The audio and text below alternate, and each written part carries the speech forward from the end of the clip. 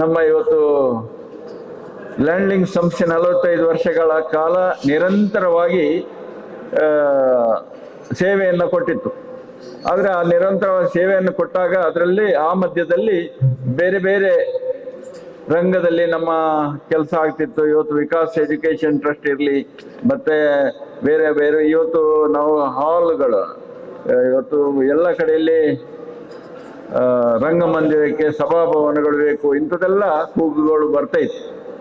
ಇದೆಲ್ಲ ಕಡೆಯಲ್ಲಿ ಶಾರ್ಟೇಜ್. ಮಂಗಳೂರಿನಲ್ಲಿ ಯಾರು ಸಭಾಭವನ ರಂಗಮಂದಿರಗಳನ್ನ ನಿರ್ಮಾಣ ಮಾಡ್ಲಿಕ್ಕೆ ಹೋಗುದಿಲ್ಲ, ಯಾಕಂದ್ರೆ ಲಾಭದ ದೃಷ್ಟಿಯಿಂದ ಅದು ಅಲ್ಲ ಅಂತ, ಸಮಂಜಸ ಅಲ್ಲ ಅಂತ ಹೇಳುವಂಥದ್ದು ಎಲ್ರಿಗೂ ಗೊತ್ತಿದೆ. ಆದ್ರೆ ಇವತ್ತು ನಾವು ಏನ್ ಮಾಡಿದ್ದೇವೆ ಅಂದ್ರೆ, ಇವತ್ತು ವಿಕಾಸ್ ಎಜುಕೇಶನ್ ಟ್ರಸ್ಟ್ ಇವತ್ತಿಂತ ಒಂದು ಕಟ್ಟಡವನ್ನ ನೀವು ಈ ಪಾಲೆಮಾರ್ ಕನ್ವೆನ್ಷನ್ ಸೆಂಟರ್ ಹೇಳುವಂತ ಒಂದು ಈ ಕಟ್ಟಡವನ್ನ ನಿರ್ಮಾಣ ಮಾಡಿ ಇವತ್ತು ಸಮಾಜಕ್ಕೆ ಲೋಕಾರ್ಪಣೆ ಮಾಡಬೇಕು ಅಂತ ಹೇಳಿ ನಿಟ್ಟಿನಲ್ಲಿ ನಾವು ಇವತ್ತಲ್ಲಿ ಸೇರಿದ್ದೇವೆ. ಅದರ ಜೊತೆಯಲ್ಲಿ ಅದಲ್ಲದೆ ನಾವು ನೇತ್ರಾವತಿ ಸಭಾಭವನ ಅಂತ ಹೇಳುದು ಜಪೆನಮೊಗರು ಮಲ್ಲಿಕಾರ್ಜುನ ದೇವಸ್ಥಾನದ ಪಕ್ಕದಲ್ಲಿ ಮಧ್ಯದಲ್ಲಿ, ಮಲ್ಲಿಕಾರ್ಜುನ ದೇವಸ್ಥಾನ ಮತ್ತು ಗುರುವನ ಶ್ರೀ ದುರ್ಗಾ ಕ್ಷೇತ್ರದ ಮಧ್ಯದಲ್ಲಿ ನಿರ್ಮಾಣಗೊಂಡಿದೆ. ಅದು ಸಮಾಜಕ್ಕೆ ಅರ್ಪಣೆ ಮಾಡುವಂಥದ್ದು. ಅದರ ಜೊತೆಯಲ್ಲಿ ಇವತ್ತು ಪಾಲೆಮಾರ್ ಫಾರ್ಮ್ಸ್ ಅಂತ ಹೇಳಿ ನಮ್ಮ ಕಾಟಿಪಳ್ಳದಲ್ಲಿ ನಮ್ಮದಾದಂಥ ತೋಟದಲ್ಲಿ ಅದನ್ನು ಕೂಡ ಜನರಿಗೆ, ಸಾಮಾನ್ಯ ಜನರಿಗೆ ಅದರ ಉಪಯೋಗ ಆಗಬೇಕು.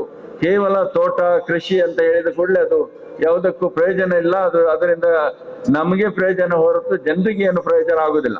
ಇವತ್ತು ಸಾಮಾನ್ಯ ಜನರಿಗೆ ಅದರಿಂದ ಏನಾದ್ರೂ ಪ್ರಯೋಜನ ಆಗಬೇಕು ನಿಟ್ಟಿನಲ್ಲಿ ಅದನ್ನು ಕೂಡ ಇವತ್ತು ಸಮಾಜಕ್ಕೆ ಲೋಕಾರ್ಪಣೆ ಮಾಡ್ತಾ ಇದ್ದೇವೆ. ಅದರ ಜೊತೆಯಲ್ಲಿ ಇನ್ನೊಂದು ಪಾಲೆಮಾರ್ ಗಾರ್ಡನ್ ಅಂತದ್ದು. ಪಾಲೆಮಾರ್ ಗಾರ್ಡನ್ ಸಾಧಾರಣ ಸಾಮಾನ್ಯ ಜನರಿಗೆಲ್ಲ ಗೊತ್ತಿದೆ. ಇವತ್ತು ಮಾರ್ಗನ್ಸ್ ಗೇಟ್ ಅಲ್ಲಿ ಪಾಲೆಮಾರ್ ಗಾರ್ಡನ್ ಅಂತ ನಿರ್ಮಾಣ ಆಗಿದೆ. ಅದರಲ್ಲಿ ಕೂಡ ಇವತ್ತು ಜನರಿಗೆ ಬೇಕಂತದ್ದು ಹಾಲು ಅಥವಾ ಒಳ್ಳೆ ಗಾರ್ಡನ್ ಇದೆ, ಅದು ಸಾಮಾನ್ಯ ಜನರಿಗೆ ಉಪಯೋಗ ಆಗ್ತದೆ ಹೇಳೋ ನಿಟ್ಟಿನಲ್ಲಿ ಅದನ್ನು ನಾವಿವತ್ತು ಸಮಾಜಕ್ಕೆ ಲೋಕಾರ್ಪಣೆ ಮಾಡ್ತಾ ಇದ್ದೇವೆ. ಹಾಗೆ ಪಾಲೆಮಾರ್ ಗಾರ್ಡನ್ ಮತ್ತೆ Palemar convention centre, Palemar farm, Netravati ಸಭಾಭವನ, ಈ 4 ಸಭಾ ಅಂಗಣಗಳನ್ನ ಇವತ್ತು ಸಮಾಜಕ್ಕೆ ಲೋಕಾರ್ಪಣೆ ಮಾಡುವಂತ ಕಾರ್ಯಕ್ರಮ ನಾಡ್ದು 23ನೇ ತಾರೀಕು ಇದೇ ಹಾಲ್ ನಲ್ಲಿ ನಡೀಲಿಕ್ಕಿದೆ. ಅದರಲ್ಲಿ ಗವರ್ನರ್, ನಮ್ಮ ತೆಲಂಗಾಣ ಗವರ್ನರ್ ಆಂಧ್ರ ಪ್ರದೇಶ ಗವರ್ನರ್ ಆದ ಅಬ್ದುಲ್ ನಜೀರ್ ಅವರು ಮತ್ತು ರೈಲ್ವೆ ಮಂತ್ರಿಗಳಾದ ಸೋಮಣ್ಣನವರು ಹಾಗೂ ನಮ್ಮ ಸಂಸದರಾದ ಬ್ರಿಜೇಶ್ ಚೌಟ ಅವರು ಹಾಗೂ UT ಖಾದರ್ ಅವರು ಮತ್ತೆ ಭರತ್ ಶೆಟ್ಟಿ ಹಾಗೂ ವೇದವೇಶ್ ಕಾಮತ್, ಉಮಾನಾಥ್ ಕೋಟ್ಯಾನ್, ಐವನ್ ಡಿಸೋಜ ಇವರು ಭಾಗವಹಿಸಲಿಕ್ಕಿದ್ದಾರೆ. ಇದರ ಮುಖೇನ ಇವತ್ತು ಕಾರ್ಯಕ್ರಮ ಇಲ್ಲಿ ನಡೀಲಿಕ್ಕಿದೆ.